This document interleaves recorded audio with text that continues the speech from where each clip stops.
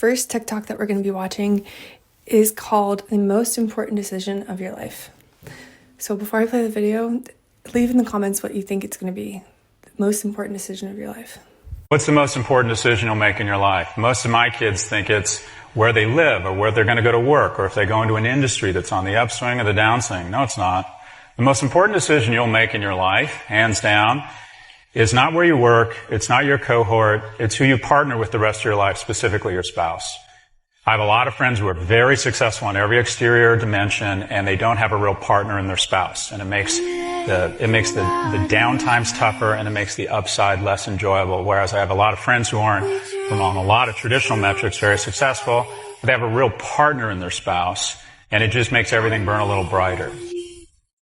I wanted to start out with that because children who are experiencing parental alienation, essentially it's the result of falling in love, whatever, deciding to be together, having a child together. That's part of the reason why I think it is so important to choose the right life partner, because parental alienation can happen to anyone. It doesn't discriminate. And if you marry someone who is manipulative and toxic or has some serious unresolved trauma that they haven't worked through, then those are red flags you need to look out for, because it's going to affect your kids one day if you have kids.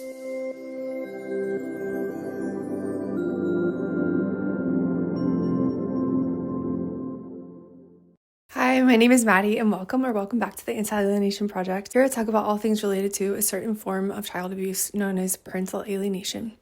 Why do I care so much about this?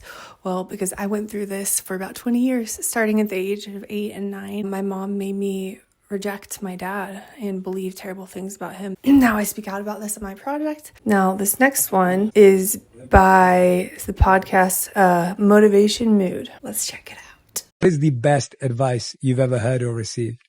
I'll give you the sentence, and if you want me to explain it, I can, but everything is your fault. So when I first heard this, I was like, what? Surely not everything in life is my fault. Like, some of it has to be random, right? But bear with me, because this guy, it actually makes a lot of sense. Yeah, you can explain it. Everything is your fault comes back to like you are the CEO of your life.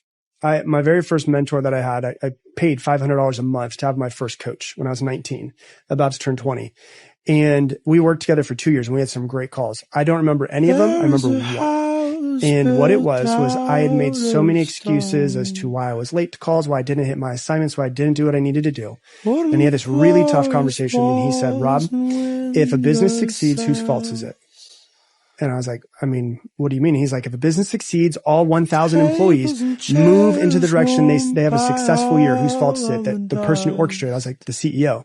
He said, if a business fails, whose fault is it? And I said, the CEO. He said, Rob, if you get to the end of your life and it's not what you wanted it to be, and you didn't create the life that you wanted to, make the money that you wanted to, have the success, the love, the happiness, travel the places that you wanted to, whose fault would it be? And I said, it'd be my fault. And he said, if you did create the life that you wanted to, you had the love, the happiness, the abundance, everything that you wanted, whose fault would that be? And I said, it'd be my fault. And he said, the problem with you is you're treating this life as if you're the victim. And what you need to realize that everything that happens to you is your fault, and that your life won't change until you decide that you want to be the CEO of your life. Okay, I love that. It's pretty harsh for people who are going through really painful experiences in life, but it does give you a lot of control, more control over your life, more autonomy over your life. You are the CEO of your life. And the way I look at it is I'm designing my most wonderful life. Every day I need to check in with myself, make sure I'm still on the right path for that life. I love the personal responsibility bit, because taking responsibilities for your failures and your wins, your successes, is so important. Now, the next video that we're going to watch is about whether you can coddle children. What about the concept of coddling children?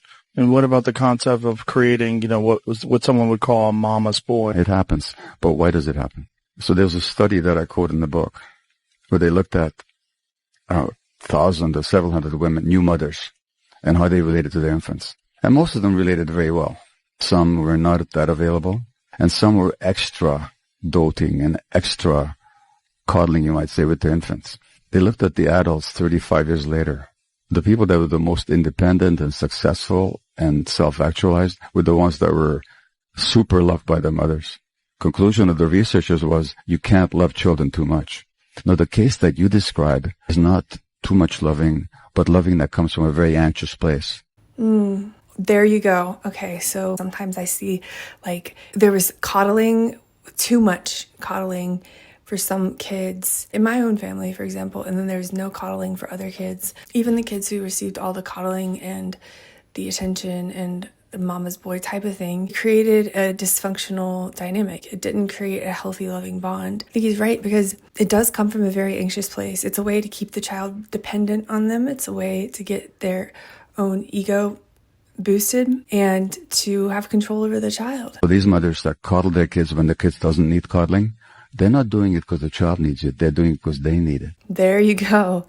There you go. Let's take the example of a mother, just in this example, and a mother allowing or even promoting her son or daughter to sleep in their bed until an age that is inappropriate. I mean, whether that's 10, 12, 16 years old, 18 years old, whatever it may be, it's very inappropriate for a parent to be sleeping with their child beyond the age of, everyone has their own number, but single digits, in my opinion. Is that parent doing it for the child? Are they allowing the child to sleep in their bed? Or are they doing it for them because they want the child to be sleeping with them? You see, it's the same kind of example. The child may interpret it as love, but it's really unhealthy, and it's not necessarily unconditional love at all.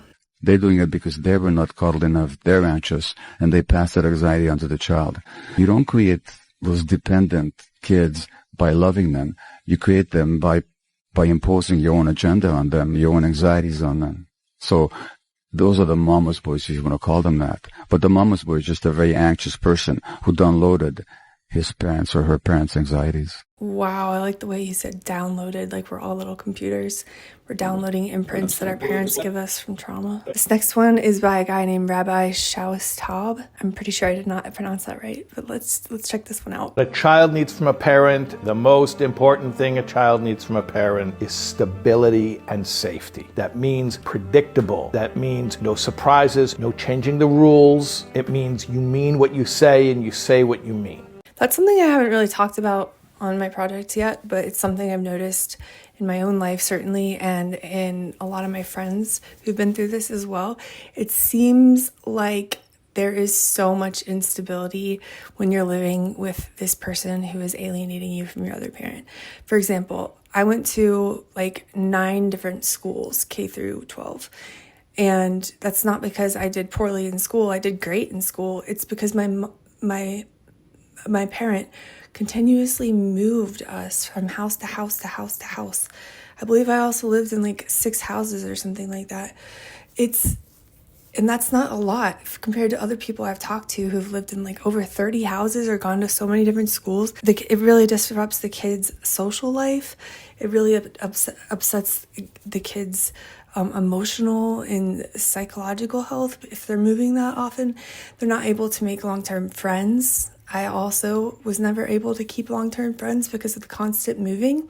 And I don't think these parents even consider the effect that their decisions are going to have on the child, or else they would probably not do what they do. But my point is that that's another sign, just continuously going to a bunch of different doctors, a bunch of different schools. They live in a bunch of different houses. Things are not stable. Things are constantly changing.